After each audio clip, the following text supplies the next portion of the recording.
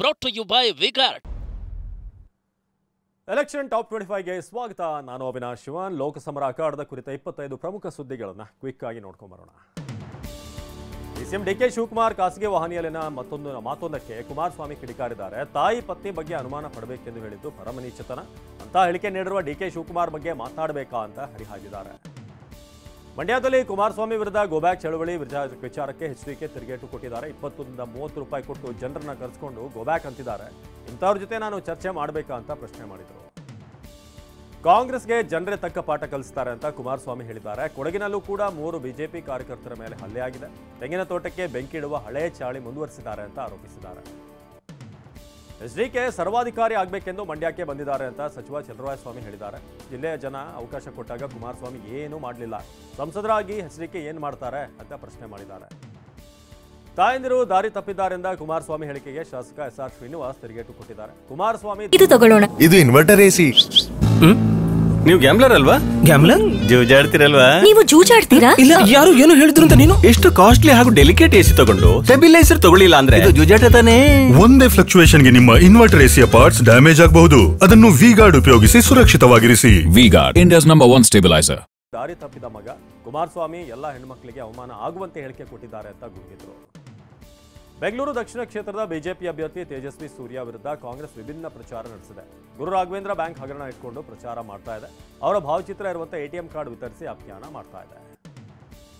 ಕೇಂದ್ರ ಸರ್ಕಾರದ ವಿರುದ್ಧ ಕಾಂಗ್ರೆಸ್ ವಿಭಿನ್ನ ಜಾಹೀರಾತು ನೀಡಿದೆ. ಮೋದಿ ಸರ್ಕಾರದಿಂದ ಕರ್ನಾಟಕಕ್ಕೆ ಚೆಂಬು ಸಿಕ್ಕಿದೆ ಎಂದು ವ್ಯಂಗ್ಯವಾಗಿ ಜಾಹೀರಾತು ಕೊಟ್ಟಿದೆ. ಎಲ್ಲರ ಖಾತೆಗೆ 15 ಲಕ್ಷ ಹಣ ಹಾಕುವ ಚೆಂಬು, ರೈತರ ಆದಾಯ ಡಬಲ್ ಮಾಡುವ ಚೆಂಬು ಎಂದಿದೆ. ಕಾಂಗ್ರೆಸ್ ಚೆಂಬು ಜಾಹೀರಾತಿಗೆ ಬಿಜೆಪಿ ರಾಜ್ಯಾಧ್ಯಕ್ಷ ವಿಜಯೇಂದ್ರ ತಿರುಗೇಟು ಕೊಟ್ಟಿದ್ದಾರೆ. ತಮಿಳುನಾಡಿಗೆ ನೀರು ಬಿಟ್ಟು ಕಾವೇರಿ ಮಾತೆಯ ತುಂಬಿದ ಕೂಡ ಬರೆದು ಮಾಡಿ ಚೆಂಬು ಕೊಟ್ಟವರು ನೀವು, ಬೆಳೆ ಒಣಗಿಸಿ ರೈತರಿಗೆ ಚೆಂಬು ಕೊಟ್ಟವರು ನೀವು ಅಂತ ಟ್ವೀಟ್ ಮಾಡಿದ್ದಾರೆ.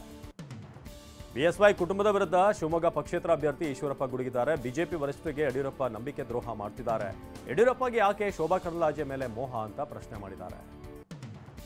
ಆರ್ಗ ಜ್ಞಾನಿದರಾಗೆ ಭ್ರಮೆ ಮತ್ತು ತಲೆ ಕೆಟ್ಟಿದೆ ಅಂತ ಶಿವಮೊಗ್ಗ ಪಕ್ಷೇತರ ಅಭ್ಯರ್ಥಿ ಕೆಎಸ್ ಈಶ್ವರಪ್ಪ ಕುಟುಕಿದ್ದಾರೆ. ತಲೆ ಕೆಟ್ಟು ನನ್ನ ಬಗ್ಗೆ ಆರ್ಗ ಟ್ವೀಟ್ ಮಾಡಿದ್ದಾರೆ, ಟೀಕೆ ಮಾಡಿದ್ದಾರೆ. ಆರ್ಗ ನನಗೆ ಚೀಟಿ ಹಂಚಲು ಜನ ಇಲ್ಲ ಎಂದಿದ್ದಾರೆ. ಜನರನ್ನ ಕಳಿಸಿ ಪರಿಶೀಲನೆ ಮಾಡಲಿ ಅಂತ ಗುಡುಗಿದ್ದಾರೆ. ಯಡಿಯೂರಪ್ಪ ತಮ್ಮ ಮಕ್ಕಳು ಮತ್ತು ಶೋಭಾ ಭಾರತಿ ಶೆಟ್ಟಿನ ಬೆಳೆಸ್ತಿದ್ದಾರೆ ಅಂತ ವ್ಯಂಗ್ಯವಾಡಿದ್ದಾರೆ. ಇದು ಬಿಜೆಪಿ ಸಿದ್ಧಾಂತ ಅಲ್ಲ. ಇವರನ್ನ ಬಿಟ್ಟು ಬೇರೆ ಯಾರು ಮಹಿಳೆಯರು ಇವರಿಗೆ ಸಿಗಲಿಲ್ವೇ? ಇದೊಂದು ಸೈದ್ಧಾಂತಿಕ ವೈಚಾರಿಕ ಹೋರಾಟ ಅಂತ ಹೇಳಿದ್ದಾರೆ. ದೇಶದಲ್ಲಿ ಬಿಜೆಪಿ 200 ಸೀಟು ಕೂಡ ದಾಟುವುದಿಲ್ಲ ಅಂತ ಡಿಸಿಎಂ ಡಿಕೆ ವ್ಯಂಗ್ಯವಾಡಿದ್ದಾರೆ. ದಕ್ಷಿಣ ಭಾರತದ ಎಲ್ಲಾ ಕಡೆ ಕಾಂಗ್ರೆಸ್ ಹೆಚ್ಚು ಸ್ಥಾನವನ್ನು ಗಳಿಸುತ್ತೆ. ದಕ್ಷಿಣ ಭಾರತದಲ್ಲಿ ಬಿಜೆಪಿ 1 ಅಂಕೆಗೆ ಇಳಿಯುತ್ತೆ ಅಂತ ಹೇಳಿದ್ದಾರೆ. ಮಾಲಿಕೆಯ ಗುತ್ತೇದಾರ್ ಬಿಜೆಪಿ ತೊರೆದು ಕಾಂಗ್ರೆಸ್ ಸೇರ್ಪಡೆಯಾಗಿದ್ದಾರೆ. ಸಿಎಂ ಸಿದ್ದರಾಮಯ್ಯ, ಡಿಕೆ ಶಿವಕುಮಾರ್, ಪ್ರಿಯಾಂಕ್ ಖರ್ಗೆ ಸಮ್ಮುಖದಲ್ಲಿ ಪಕ್ಷ ಸೇರಿದ್ದಾರೆ. ಈ ವೇಳೆ ಮಾತನಾಡಿದ ಡಿಕೆಶಿ, ಮಾಲಿಕೆಯ ಗುತ್ತೇದಾರ್ ಯಾವುದೇ ಷರತ್ತಿಲ್ಲದೆ ಬಂದಿದ್ದಾರೆ ಅಂತ ಹೇಳಿದರು. 2028ಕ್ಕೂ ನಾವೇ ಗೆಲುವು ಸಾಧಿಸುತ್ತೇವೆ ಅಂತ ಸಿಎಂ ಸಿದ್ದರಾಮಯ್ಯ ವಿಶ್ವಾಸದ ಮಾತನಾಡಿದ್ದಾರೆ. ಮುಂದಿನ ಚುನಾವಣೆಯಲ್ಲೂ ಕೂಡ ನಾವೇ ಗೆಲ್ತೇವೆ. ಹೀಗಾಗಿ ಗ್ಯಾರಂಟಿ ಯೋಜನೆಗಳನ್ನು ಮುಂದುವರಿಸುತ್ತೇವೆ. ಬಿಜೆಪಿಯವರು ವಿಚಲಿತರಾಗಿ ಜನರ ದಾರಿ ತಪ್ಪಿಸುತ್ತಿದ್ದಾರೆ ಅಂತ ವಾಗ್ದಾಳಿ ನಡೆಸಿದರು. ಸಂಸದೆ ಸುಮಲತಾ ಮಂಡ್ಯ ಬಿಟ್ಟು ಬೇರೆ ಕಡೆ ಕ್ಯಾಂಪೇನ್ ಮಾಡ್ತಿದ್ದಾರೆ. ಉಡುಪಿ ಚಿಕ್ಕಮಗಳೂರು ಕ್ಷೇತ್ರದಲ್ಲಿ ಇಂದು ಸುಮಲತಾ ಪ್ರಚಾರ ನಡೆಸಲಿದ್ದಾರೆ.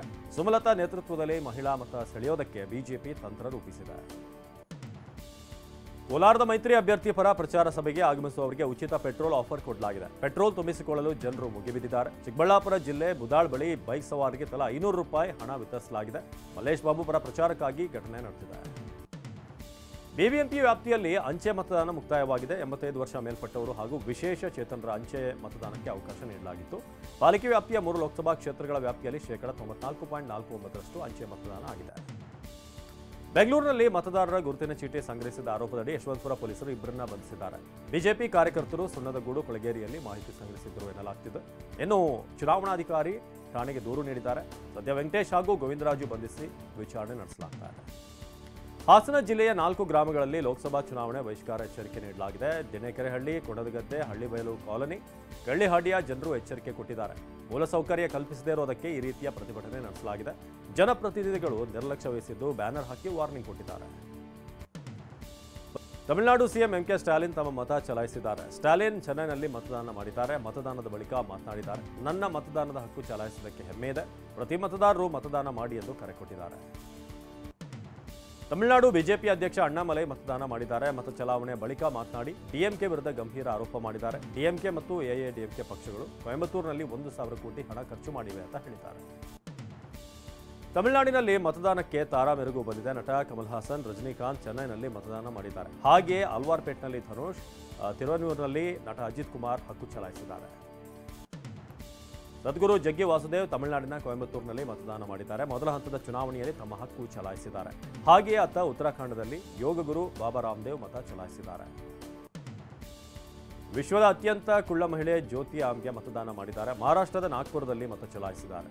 ಜ್ಯೋತಿ ಆಮ್ಗೆ ಬರೀ 63 ಸೆಂಟಿಮೀಟರ್ ಎತ್ತರವಿದ್ದಾರೆ. ಅವರ ಹೆಸರು ಗಿನ್ನೆಸ್ ಬುಕ್ ಆಫ್ ರೆಕಾರ್ಡ್ನಲ್ಲೂ ಕೂಡ ಇದೆ.